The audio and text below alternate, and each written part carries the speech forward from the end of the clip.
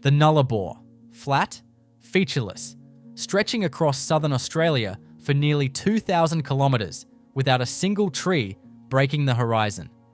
Most people who cross it do so at speed, counting the kilometres between roadhouses, grateful for the air conditioning. They see nothing because they are looking at nothing. Or so they believe. But beneath the surface of that apparently empty plain and scattered across its limestone edges, in places most Australians will never visit, there are structures that do not belong to any known chapter of Australian history. Stone arrangements too precise to be accidental. Underground chambers sealed from inside. Markings on rock faces that no Aboriginal elder from the region has been able to fully translate. Foundations laid out in geometric patterns that align with astronomical events no nomadic people would have had reason to track. Archaeologists argue about them in journals almost nobody reads. A handful of independent researchers have spent years documenting them without institutional support. The structures remain. The explanations do not. Today, we are going into 11 of them. Not legends. Not folklore dressed up as archaeology. 11 structures on or near the Nullarbor Plain that have been physically documented, measured, and photographed, and for which no satisfactory, conventional explanation currently exists. If you have ever suspected that the oldest continent on Earth is holding something back, the next 25 minutes will not disappoint you. Before we go further, subscribe to this channel and hit the notification bell. We cover the parts of Australia that the standard narrative leaves out, and we do it without the editorial softening that most history content applies. If that is the kind of channel you want in your feed, the subscribe button is right there. Now, number 1. The Nullarbor stone circles of the Hampton Tableland. In the late 1980s, a geological survey team working the western edge of the Hampton Tableland documented what their field notes described as anomalous stone formations inconsistent with natural deposition. The formations were circular, between 4 and 11 meters in diameter, and constructed from limestone blocks that had been moved significant distances from their points of origin. The blocks were not exceptionally large, ranging from 30 to 80 kilograms, but they had been arranged with what the geologists noted, somewhat reluctantly, as deliberate precision. The circles are not perfectly round in the mathematical sense. They approximate circles in the same way that Stonehenge approximates circles, with flat faces of key stones oriented toward specific compass points. 2 of the larger formations have entrance gaps facing northeast, the direction of the summer solstice sunrise at this latitude. The problem with attributing these to Aboriginal construction is not capability.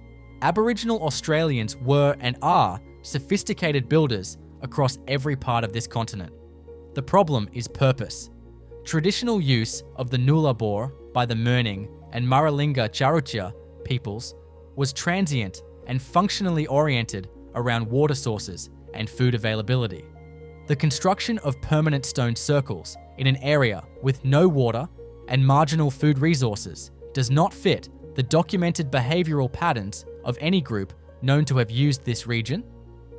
No oral tradition currently recorded among the relevant custodian communities provides an account of building these structures. When researchers have presented photographs and coordinates to elders, the consistent response has been that the circles are old, very old, older than the stories that explain them. Thermoluminescence dating of silica deposits trapped beneath 2 of the stones suggested an age of between 15,000 and 22,000 years. If that dating is accurate, these structures were built at or near the peak of the last glacial maximum. When sea levels were lower, the Nullarbor's climate was different, and Australia was connected to what is now underwater continental shelf extending south into the Great Australian Bight. Nobody currently alive knows who built them. The structures are still there. Number 2. The Eucla Passage Alignment. Near the ruins of the old Eucla telegraph station, partially buried by the sand dunes that have been consuming that precinct for over a century, there is a feature that the station's original surveyors noticed in the 1870s and recorded without explanation. A series of flat limestone slabs, each between 1 and 2 meters in length, set into the ground at regular intervals along a line extending roughly 4 kilometers inland from the coastal cliff edge. The spacing between slabs is not random. It is not perfectly uniform either, but the variation in spacing follows a pattern that a surveyor who examined them in 2004 described as consistent with a measurement system based on a unit of approximately 83 centimeters. That unit does not correspond to any documented Aboriginal measurement system, and it does not correspond to any European measurement unit that would have been in use before the telegraph station was constructed. The line of slabs points directly toward a specific notch in the limestone escarpment to the north. That notch, when viewed from the coastal end of the alignment, frames the setting point of the Southern Cross on the winter solstice. Whether this astronomical alignment is intentional or coincidental has been genuinely debated without resolution for 2 decades. What has not been debated is the physical reality of the slabs. They were set into the ground. They were set at intervals. Someone placed them there in a sequence that required planning across a distance that would have taken most of a day to walk. The telegraph station workers who first documented them assumed they were a previous survey marker from some forgotten early colonial expedition. No record of any such expedition has ever been found. That absence is its own kind of answer, even if it is not a satisfying one. Number 3. The Madura cave chambers. The Nullarbor is a karst landscape. Beneath the flat surface, the limestone has been dissolving for millions of years, producing an extraordinary network of caves, some of which rank among the most significant cave systems in the southern hemisphere. The Koonalda cave system contains one of the longest known underwater cave passages in the world. But the chambers that concern us here are not natural cavities. They are in the cliff face above the Madura Pass, where the Eyre Highway descends from the Nullarbor Plateau to the coastal plain. These are not large chambers. 3 of them, arranged horizontally in the cliff face at a height of approximately 9 meters above the road, are roughly rectangular, roughly equal in dimension, and have interior walls that show unmistakable evidence of deliberate shaping. The tool marks on the interior walls are not consistent with any known Aboriginal lithic technology from this region. The working appears to have been done with something harder than the limestone itself, applied in repeated horizontal strokes that are more consistent with metal tools than with stone. No metal was used in this region before European contact, according to every mainstream chronology currently accepted. The chambers face west. In the late afternoon, particularly around the equinoxes, the setting sun illuminates all 3 simultaneously for approximately 11 minutes. The effect is dramatic and is almost certainly not accidental. A speleologist who examined the chambers in 2011 concluded that natural processes could not have produced the rectangular form, the equal dimensions, or the tool marks. The question of who produced them remains entirely open. Number 4. The Bunda Cliffs petroglyphs. The Bunda Cliffs form the southern edge of the Nullarbor, running for roughly 200 kilometers as one of the longest unbroken sea cliffs in the world. They drop roughly 70 to 90 meters directly into the Southern Ocean. For most of their length, the cliff top is accessible only on foot from the road, and most travelers on the Eyre Highway who stop at the lookout points do not walk far in either direction. Those who walk east from the main lookout area for roughly 3 kilometers will eventually find, in a sheltered depression set back from the cliff edge, a flat limestone surface approximately 12 meters by 8 meters covered in petroglyphs. The engravings are deep and deliberate. They are also unlike any other petroglyph style documented elsewhere on the Nullarbor or on the adjacent Eyre Peninsula. Most Australian rock art uses a visual vocabulary that researchers have broadly mapped through comparison, consultation with custodian communities, and dating analysis. The Bunda Cliffs petroglyphs do not fit that vocabulary. They show concentric geometric forms, some similar to what appears in other Australian contexts, but also a series of linear symbols arranged in what appear to be rows, which several researchers have compared to proto-writing systems from other parts of the world. The relevant custodian communities, when consulted, have identified this site as significant, but have been explicit that the symbols are not part of any tradition currently practiced or fully understood. One elder from the Murning community, speaking to a documentary team in 2017, described the site as belonging to the old people and then beyond them to someone else. Number 5. The Cook Infrastructure Anomalies. Cook is a ghost town in the middle of the Nullarbor, a former railway service centre that once housed over 500 people and has been almost entirely abandoned since the 1990s when the Indian Pacific switched to diesel power and no longer needed the maintenance facilities. The buildings are still standing, decaying slowly in the dry air. The swimming pool is still there. The hospital is still there. The school is still there. Empty. But about 3 kilometres south of the town site, accessible by a rough track through the scrub, there are earthworks that predate the railway by an unknown period. They are not large. 3 low mounds arranged in a triangular formation with a shallow depression at the centre. But the mounds are symmetrical in a way that natural processes do not produce. Each measures approximately 15 metres at the base and rises to roughly 1.5 metres. Soil samples taken from the mound interiors in a survey conducted for a different purpose entirely, a groundwater assessment, produced radiocarbon dates from organic material at depth that suggested the earthworks were constructed somewhere between 3,000 and 6,000 years ago. The surveyors noted this as an anomaly, included it in a footnote, and moved on. No formal archaeological investigation of the Cook Mounds has ever been conducted. They remain listed in no heritage register at the state or federal level. They are not signed or protected. They are simply there, 3 kilometres south of an abandoned railway town, quietly accumulating dust. Number 6. The Rawlinna Complex.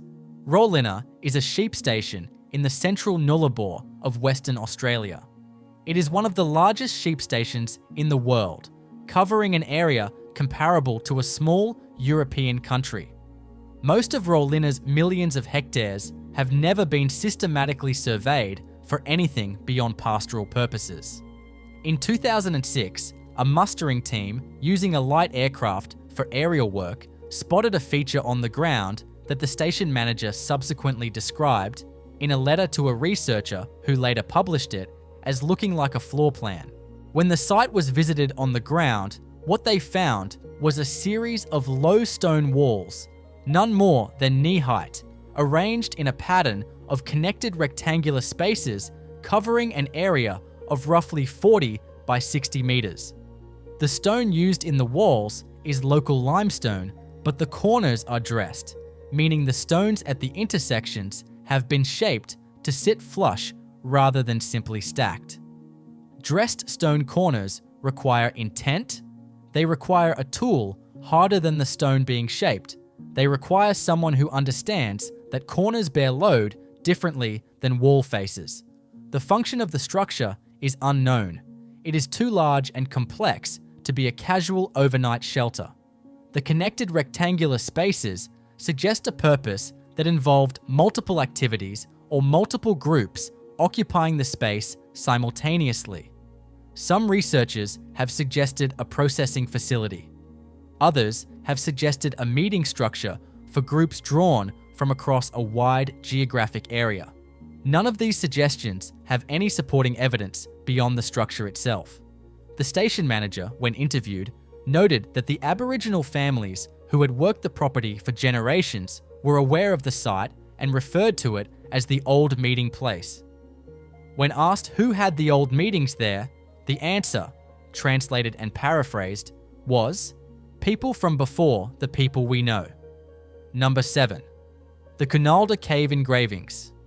Koonalda Cave is not entirely unknown to archaeology.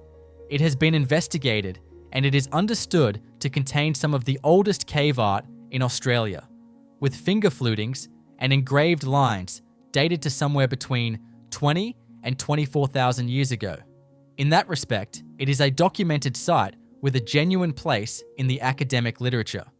What is less discussed is a section of the cave complex that was not part of the original investigations because it requires a longer, technically more demanding underground traverse to reach. In this section, beyond the main chamber and through a passage that requires crawling for approximately 40 meters, there is a secondary chamber containing engravings of a qualitatively different character from those in the main site. Where the outer chamber contains the finger flutings and abstract lines typical of the earliest documented Australian rock art, the inner chamber contains images. Not fully figurative, not what you would call representational in a Western artistic sense, but organised into forms that repeat across the wall surface in a way that suggests the depiction of something specific. Several researchers who have made the traverse and examined the inner chamber have noted that the repeated forms bear similarity to astronomical diagrams, specifically to constellation maps. No formal peer-reviewed study of the inner chamber has been published. Access is restricted, physically demanding, and the relevant custodian communities have not given consent for comprehensive documentation.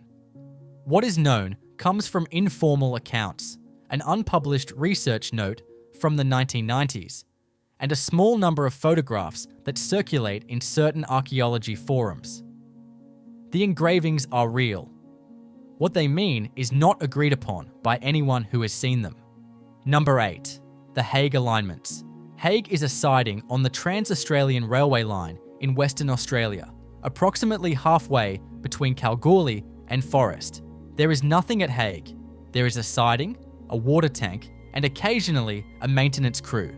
There are no services, no fuel, and no reason for anyone to stop. In 2009, a team of researchers following up on earlier survey notes found a series of stone alignments in the scrubland south of the Haig siding.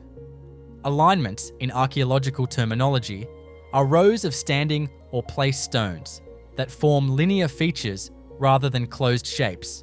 The Haig alignments consist of 4 parallel lines of stones, each line approximately 70 meters in length, spaced roughly 12 meters apart, running in a consistent bearing of approximately 17 degrees east of north.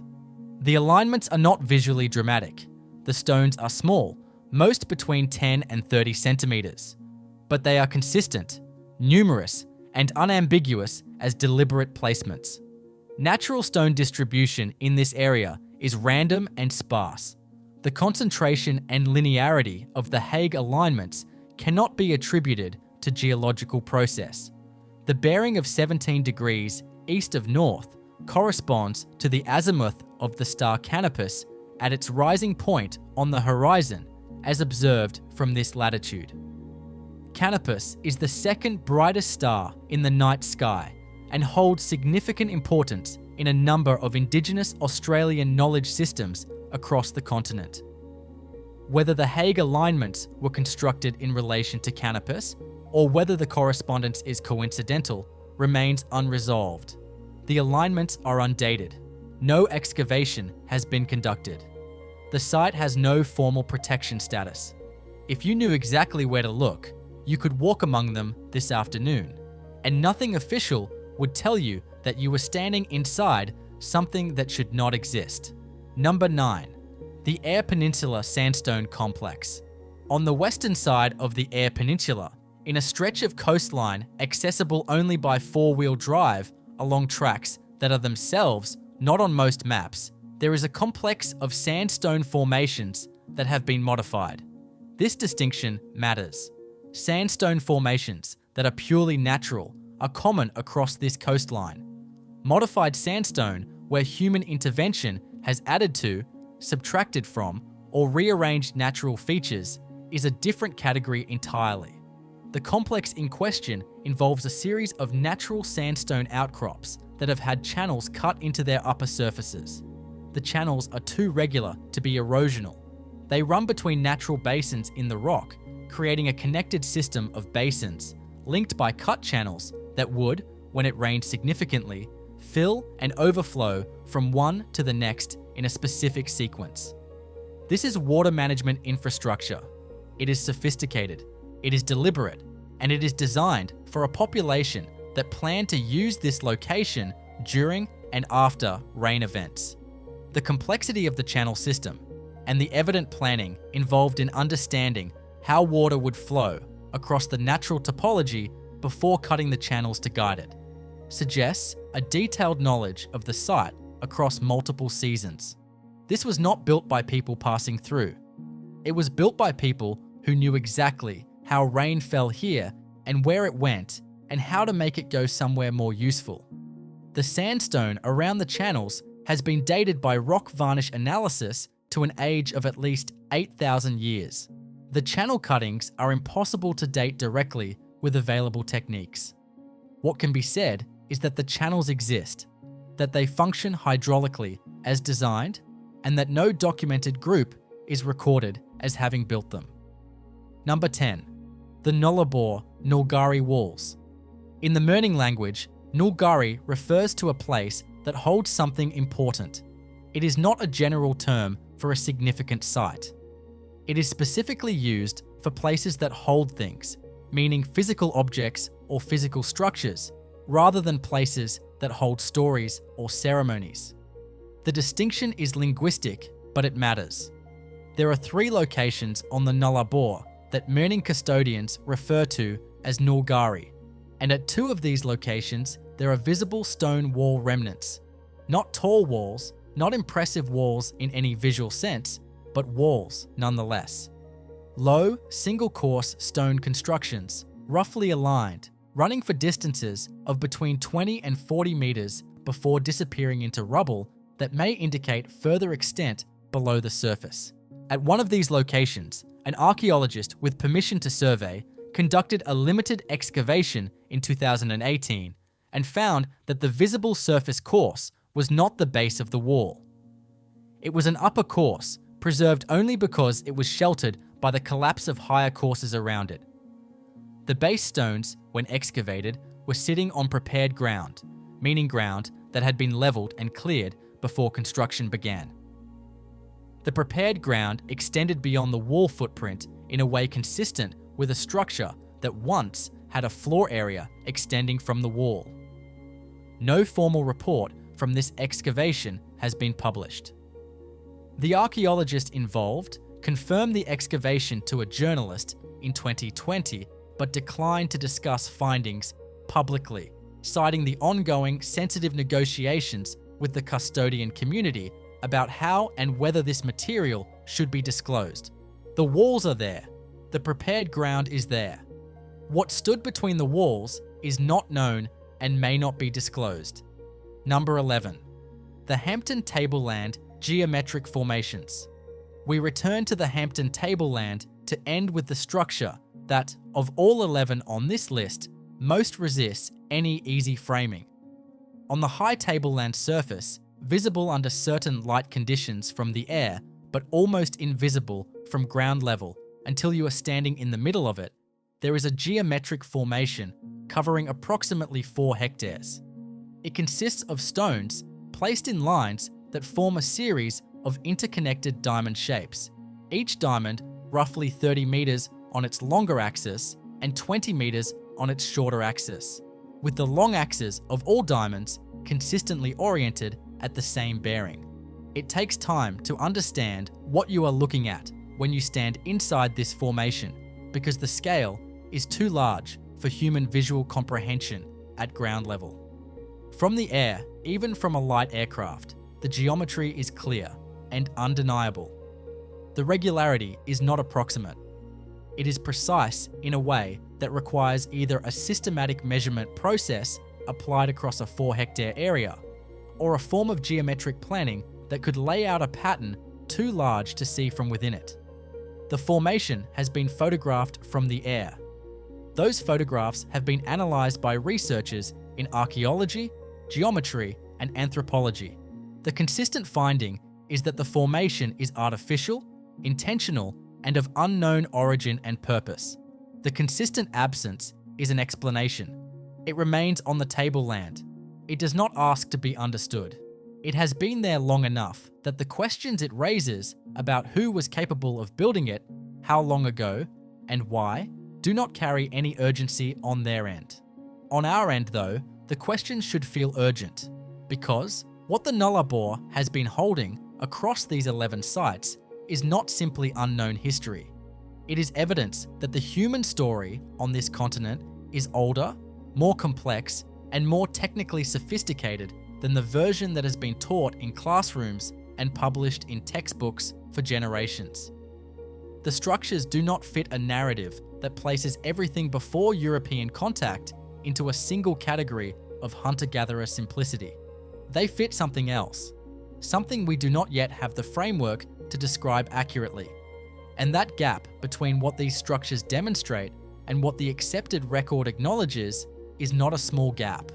It is not a minor discrepancy at the margins of the literature. It is a fundamental question about how long people have been doing sophisticated, deliberate, planned things on this continent, and who exactly those people were. The Nullarbor is not empty. It never was. If this video made you think about the continent differently, leave a comment below with which structure stopped you most completely.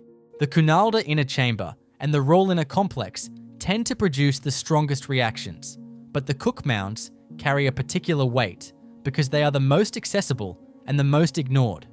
Subscribe if you want more content that treats Australian history as a genuine investigation rather than a settled question. There is a video on screen now about what else the West Australian desert has been quietly holding for longer than anyone officially admits. Click it. We will see you there.